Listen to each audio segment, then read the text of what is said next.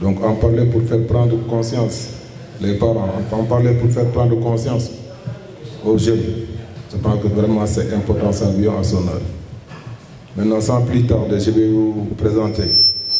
On va d'abord commencer par le premier thème qui consiste à parler de l'environnement, qui sera introduit par un éminent professeur, le directeur du tourisme, de la culture de la ville de Dakar. Il est en même temps le deuxième adjoint au maire de Anne, chargé de l'environnement, mais ici il est professeur environnementaliste.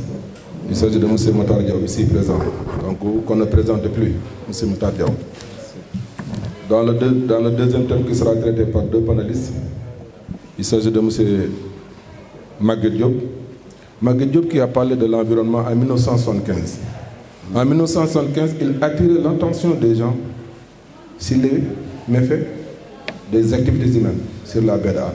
C'était en 1975. En 1975, moi j'avais 1 an. Pour vous dire qu'effectivement, il y a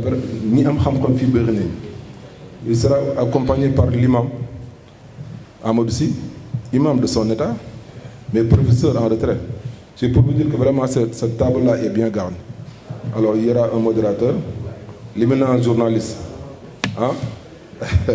Bon, donc j'ai oublié le nom. Hein? Issa. Hein?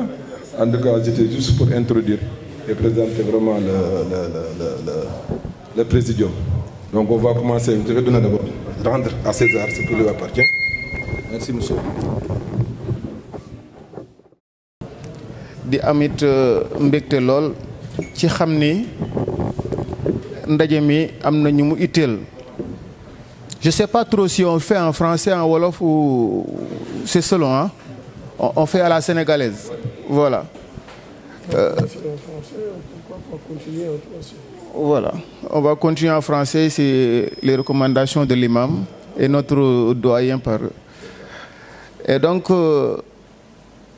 ce binôme, la culture, c'est elle-même qui est en fait le centre d'intérêt. Si aujourd'hui nous parlons d'environnement, ou peu après nous allons parler d'immigration irrégulière, c'est nous interroger nous-mêmes. C'est nous interroger par rapport à nombre d'actions, c'est nous interroger par rapport à nos rapports avec notre environnement, mais également c'est soulever des questions sur les dangers et les alternatives qu'il faut apporter à ce qu'on appelle aujourd'hui cette immigration irrégulière. Moi, je pense qu'il faut même élargir la chose en parlant de migration tout simplement. La notion de migration irrégulière me paraît stigmatique. Parce que dès lors qu'on parle d'immigration irrégulière, on interroge toujours l'Afrique, alors que de part et d'autre, les gens vont et viennent de manière régulière, normale, ou parfois d'une autre manière. Cette autre manière-là, qui a amené les décideurs publics, qui a amené la société civile, qui a amené, en tout cas, bon nombre d'acteurs du développement, de se lever pour y apporter un frein. Tout simplement parce que ça cause des dégâts. Au-delà des dégâts des vies humaines, pour parler de l'immigration irrégulière, ce sont les forces de l'Afrique qui s'en vont. C'est la jeunesse de l'Afrique qui s'en va. C'est la majorité qui fait la différence qui s'en va. Mais également, c'est ce que nous disons tous. La jeunesse, l'avenir de demain, donc c'est l'avenir de cette Afrique et du Sénégal en particulier en ce qui nous concerne qui s'en va. C'est vrai, perdre la vie n'est pas facile. Quand une personne chère vous quitte, c'est toujours difficile. Mais au-delà, je pense qu'il faut voir que c'est beaucoup de choses que nous perdons. Et aujourd'hui, nous aurons l'occasion, avec nos éminents panélistes, de revenir sur ces questions. Mais comme l'a précisé les termes introductifs, l'environnement, je pense que nous avons des sachants, des spécialistes, des techniciens qui pourront dire davantage de Anne.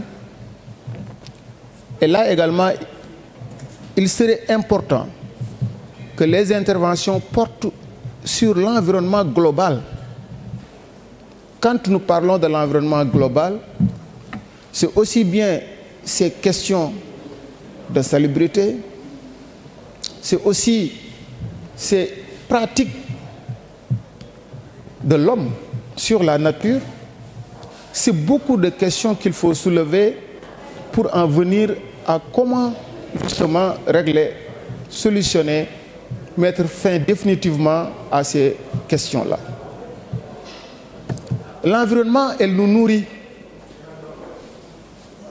L'environnement nous nourrit.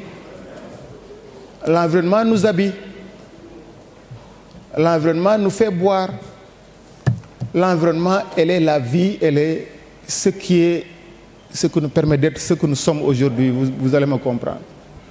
Par conséquent, sa protection et sa sauvegarde me semblent essentielles pour tout un chacun ici. C'est sa responsabilité qui est interpellée et qui doit s'engager. Aujourd'hui, avec ces éminents panélistes, je suis sûr, et je sais que c'est ce que vous attendez, nous aurons des explications, que ce soit pour ce qui est de l'immigration irrégulière, parler de l'historique et toutes ses conséquences, mais parler également du sujet de notre actualité, qui est également l'environnement. Sans tarder, messieurs, dames, parce que, en tout cas, ce qui est essentiel, ce qui est important, ce que vous devez entendre viendra des bouches de ces panélistes. Je vais m'essayer à les introduire parce que ce n'est pas évident quand vous êtes devant un imam intellectuel qui à la fois fait ses recherches sur cette science mondaine, mais également sur l'autre science. Quand vous avez un professeur et qui est également au cœur de la vie de la cité, à la municipalité, quand vous avez un visionnaire qui, dès les années 1975, s'est intéressé déjà à la question de la protection, de la sauvegarde de l'environnement, ce n'est pas facile de placer un mot, mais je m'essayais tout simplement. Et je pense que vous allez applaudir M. Wade, c'est Diaw, M. Diaw de la mairie de Dakar pour prendre en premier la parole et nous faire son exposé. Messieurs, dames, je vous remercie de votre attention.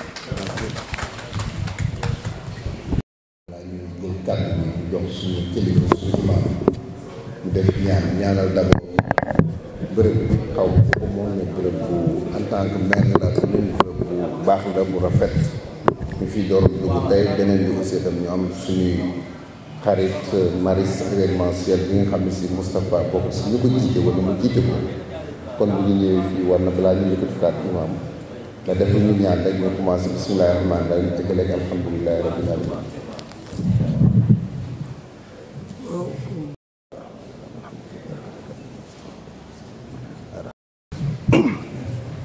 Voilà, merci beaucoup de prendre la parole après monsieur le modérateur. Au Sénégal, en Afrique et dans le monde, l'imam Amadou Sy, Grand Maître Diop, le précurseur vraiment de l'environnement au niveau de Hann Bel-Air, notre jeune frère président Abdourahmane Camara, poste ici présent en tant que président de la CRAP. C'est extrêmement important parce qu'on parle de l'environnement. Aujourd'hui, moi, je vais le saluer sur ce titre d'abord. Saluer vraiment M. le maire Atoumane Gueye, qui est ici au Maris, en tant que représentant des populations. Je voudrais tout simplement dire aux uns et aux autres qu'on est très ravis, très contents de retrouver la population hannoise, certes, le nombre n'y est pas pour le moment, mais je pense que les ressources humaines de qualité ici présentes peuvent vraiment parler au nom des populations. Comme vous le savez, d'ici la semaine prochaine, d'ici 10 jours, on organisera ce qu'on appelle la COP, la conférence des partis COP28. Ce qui veut dire de 1972 à nos jours, le monde est en train de bouger dans le domaine de l'environnement. Parce que 1972, c'est la conférence de Stockholm. C'est à ce moment-là, avec le fameux texte de Brundtland, qu'on disait que le monde est en train d'être menacé. Vous savez, la corrélation, je pense que Tamsir l'a dit tout à l'heure. Magatte Diop a déjà commencé à parler de l'environnement en 1975. C'est pratiquement la même époque. Donc nous avons très tôt pris conscience du danger de la dégradation de la baie de Hann. 1972, c'est le sommet de Stockholm, c'est le premier départ. 1992, c'est l'agenda 21. 2002, c'est le sommet de la Terre de Diogourou.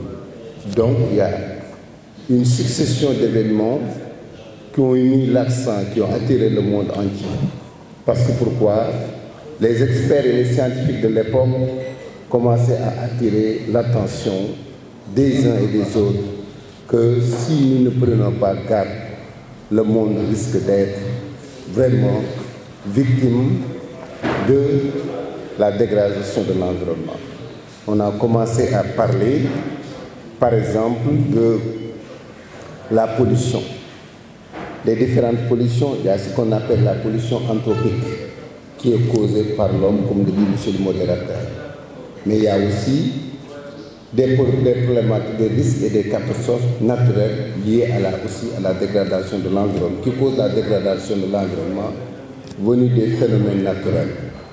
Mais ce qu'il y a lieu de constater dans le domaine de l'environnement, c'est effectivement ce qu'on appelle les GES, les gaz à effet de serre. Tout ça, effectivement, vient de l'homme, parce que c'est nous qui avons mis sur place la politique de l'industrialisation. Certains disaient que ce sont les premiers phénomènes qui sont en train de détruire la couche d'ozone. Et si on détruit la couche d'ozone est détruite, bonjour les problèmes sanitaires, parce qu'il y a ce qu'on appelle les pigments mélaniques, qui, par exemple, nous avons parmi dans notre société ce qu'on appelle les albinos, que je salue au passage, mais avec ces pigments mélaniques, leur peau ne peut plus résister aux rayons du soleil qui tombe directement. Et comme vous le savez, durant le dernier siècle, le 20e siècle, 1998 était l'année la plus chaude pendant les 100 dernières années. Mais pour le 21e siècle où nous sommes, depuis 2016 à nos jours, chaque année qui vient est plus chaude que l'année précédente. Pour le moment, au moment où nous parlons, 2003 est l'année la plus chaude que le monde n'ait jamais connue. Et ça va crescendo. Pourquoi? Parce qu'il y a la fonte des glaces, des glaciers, au niveau de l'Atlantique Nord, au niveau de la zone polaire. Et ça, quelles sont les conséquences? C'est l'augmentation du volume de la mer. Quand il y a une augmentation du volume de la mer, cela veut dire que tout simplement, il y a l'avancée de la mer. L'avancée de la mer sur le continent. Si on est dans des habitations de fortune, bonjour les dégâts. Mais comme vous le savez, la mer, l'eau, a des avantages économiques extrêmement importants. C'est la raison pour laquelle, dans le Sénégal que je maîtrise et je connais le mieux, 2 tiers de la population vit au bord de la mer, au bord de l'eau, pour ne pas oublier ceux qui sont au bord des fleuves. Donc, comme vous le savez, mais ces gens-là ont fait une agression extrêmement importante. La baie de Hann, avant l'indépendance, jusqu'à un passé assez récent, jusqu'aux années 70, c'était la plage la plus propre au Sénégal.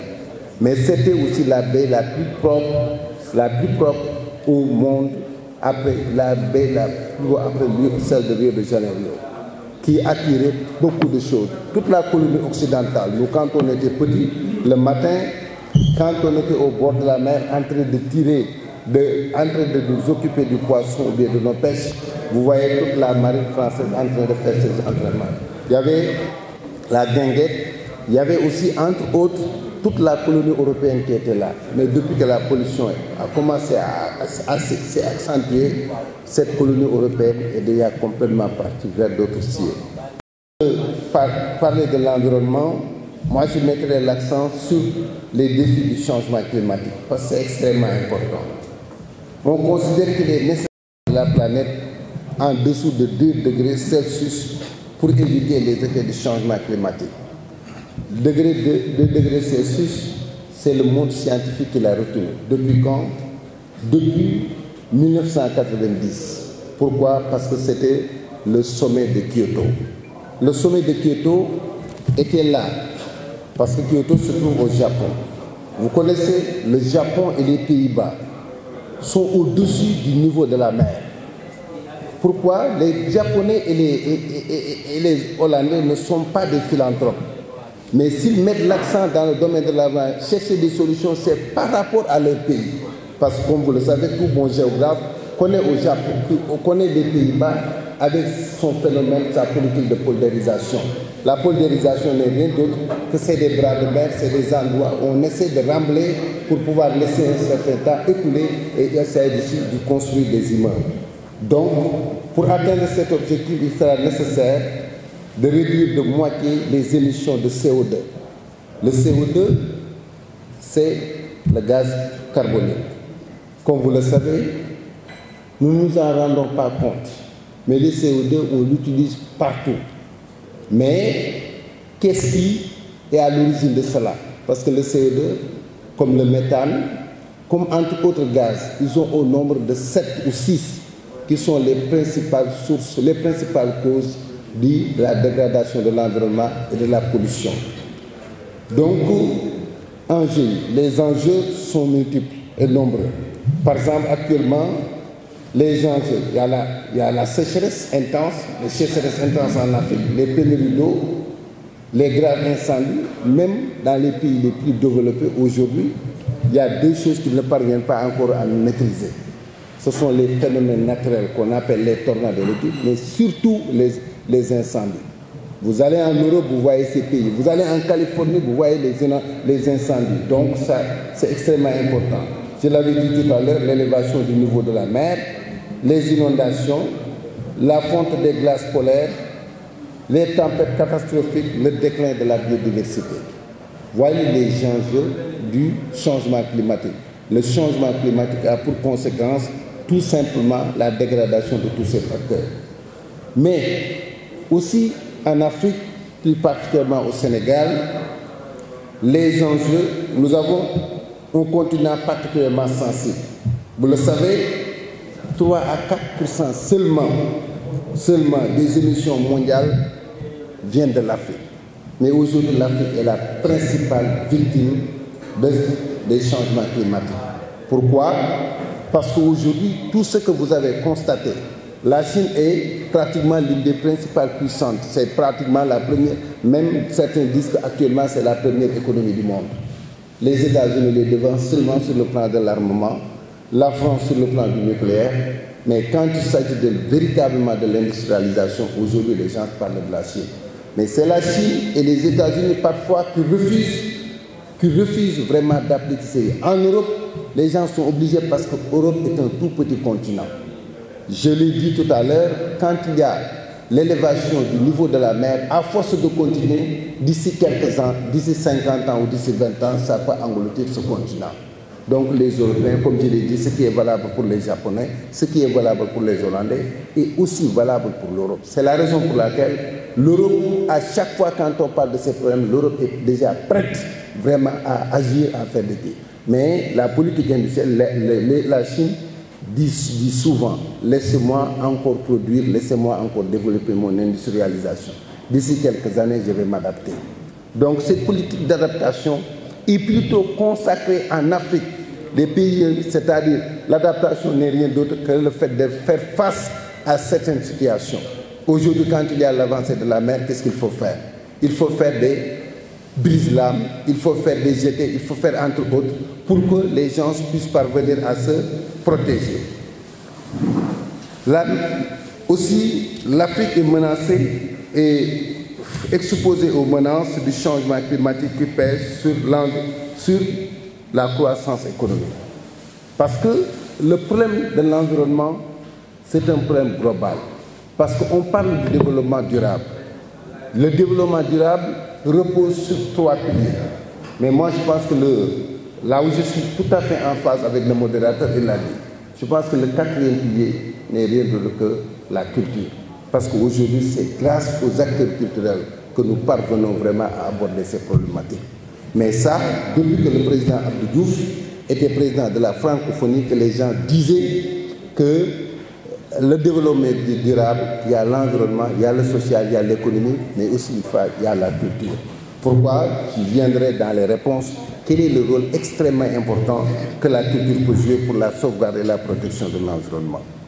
Je parle aussi de l'aspect économique, ainsi que la réduction de la pauvreté et la sécurité humaine. Mais aussi, l'environnement a un enjeu géopolitique et sécuritaire extrêmement important.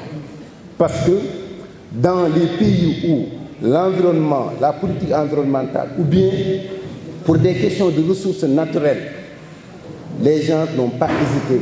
Parce que aussi le gaz, le pétrole, entre autres l'or et les diamants, c'est des ressources minières. C'est des ressources minières. Les autres sont des ressources fossiles qui sont épuisables. Mais les ressources naturelles sont là. Quand les puissances veulent mettre la main là-dessus, parce qu'aujourd'hui, les États-Unis ont pratiquement les plus grandes réserves de pétrole au monde. Mais ils n'utilisent pas le pétrole. Ils préfèrent aller acheter le pétrole de l'Arabie Saoudite, entre autres, pour pouvoir dire, parce que les enjeux économiques et géostratégiques et géopolitiques et sécuritaires sont extrêmement importants. Aujourd'hui, vous allez dans le désert du Sahara. Qu'est-ce qui se passe au Mali? Qu'est-ce qui se passe en Mauritanie? Qu'est-ce qui se passe en Guinée ou bien au Burkina Faso? Vous voyez tous ces enjeux-là, c'est des enjeux sécuritaires, donc ils ont un problème lié avec l'environnement. On vous parle aujourd'hui que le degré élevé d'incertitude climatique, variation de température, rythme de précipitation. Aujourd'hui, on vous parle même de réfugiés climatiques. Parce qu'il y a des zones presque qui sont invivables. Ce n'est pas parce que le froid, mais il y a des zones où la chaleur est torride et extrêmement élevée. Et en ce moment, les gens ne pourront pas avancer. Donc, un accès à l'eau est difficile, une désertification, comme je vous l'avais dit tantôt. Mais pour terminer, vraiment à ce propos, je pense qu'on pourrait rester là, aborder toute la problématique environnementale. Mais je voudrais qu'on revienne sur des cas concrets pour mieux alimenter la discussion. Parce qu'aujourd'hui, nous sommes à Anne-Maris. Anne-Maris présente, c'est un cas d'école intéressant en matière d'environnement. Parce qu'ici, derrière, à l'école, en 2005, j'avais pris la parole pour dire aux gens, on est en train de construire l'autoroute à péage sous le président Abdoulaye Wade, que nous vraiment remercions et félicitons au passage pour nous avoir donné des infrastructures modernes. Mais je disais que s'il n'y a pas de vase communicant entre les lacs d'Anne-Maris et le technopole, nous allons créer des problèmes environnementaux les plus aigus d'ici 10 ans ou d'ici 15 ans. Aujourd'hui, je pense que le problème fondamental que nous avons constaté ici, c'est effectivement la situation environnementale au niveau des 2 lacs d'Anne-Maris. Pourquoi? Parce que c'est une zone complètement polluée, on verse n'importe quelle eau usée, et alors qu'il y a des maisons qui coûtent 100 millions, qui coûtent 50 millions, qui coûtent 30, actuellement, c'est une population extrêmement dense, c'est la partie la plus peuplée presque de la commune. Mais aujourd'hui, qu'est-ce qu'il y a lieu de faire? C'est effectivement cette zone-là avec les 2 lacs. Donc, il y a un décret numéro 2019-748 du 29 mars 2019 portant création de la réserve naturelle urbaine de la Grande Niayes de Pikine et Dépendance. Donc, au niveau de Anne-Maris, les lacs font partie de la Grande Niayes de Pikine et Dépendance. Mais la Grande Niayes de Pikine et Dépendance va de Dakar, du Cap-Vert jusqu'à Lompoul, presque à moins de quelques encablures de Saint-Louis. Donc c'est une bande tout à fait naturelle. Mais qu'est-ce qu'on remarque?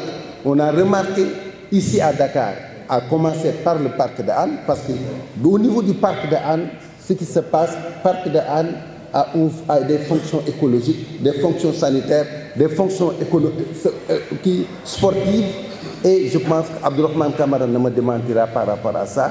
C'est un réceptacle extrêmement important. Mais qu'est-ce qu'on trouve dans le parc actuellement? Le parc presque est inondé 12 mois sur 12. Pourquoi?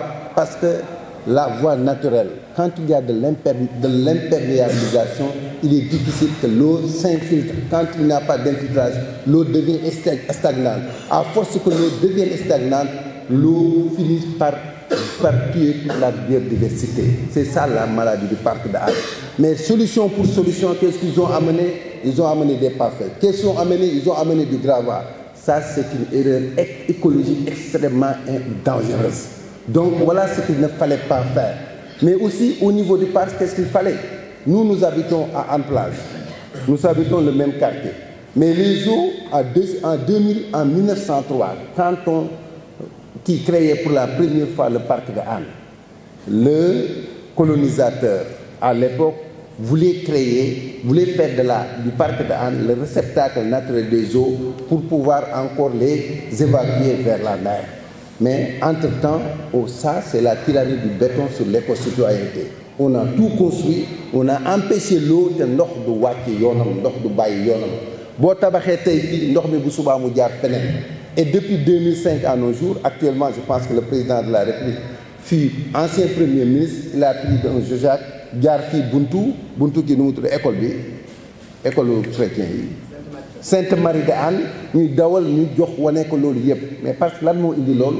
C'est parce qu'au niveau de la zone de captage, ñun la plupart ñi fi nekk ay 50 ans jëm kaw ñoom ñëpp fekkee nañu, même moins que ça fekkee nañu zone boobu moo doon zone SONES bi nga xam si dañ fa daan jël seen kii yëpp yóbbu ko foofu teg ko fa nit ñi dem ñun ay mbaxal ak yeneen ASC yëpp zone 7 la grande zone 7 bu yàgg bi nga xam dafa regroupé woon Hann Bel-Air, regroupé Yoff, regroupé entre autres ba bi ngay dem Grand Dakar ñoom ñëpp fa la ñu daan entraîner. Mais bu ñu demee ba ñu jël ko ñu commencé que vers les années 2000 ñu commencé ko morcelé ko vous voyez ce que ça a créé ndox mi bu mu amatul fu mu jaar dafa enjambé tali bi jël ci tali bi dugg ci biir quartier yi inondé le parc de Hann. Parc de Hann aussi ñu commencé jël ay moyens dóor ko ci baie de Hann. Mais malheureusement boo ko dóoree ci biir de Hann y a des branchements clandestins yu nga xam si daf duñu permettre aussi ñu avoir ça a beaucoup impacté sur quoi. Donc le cas de Hann Maristes, le cas des lacs c'est actuellement comme ça. Mais aussi am na solution yu si commencé am mooy le PG Senpa. Oui, le PG Senpa bi nga xam si teg nañ ko aussi muy bi nga xam si c'est le projet de gestion environnementale et de la position de la santé environnementale et de la santé et des risques de la pollution environnementale en Afrique.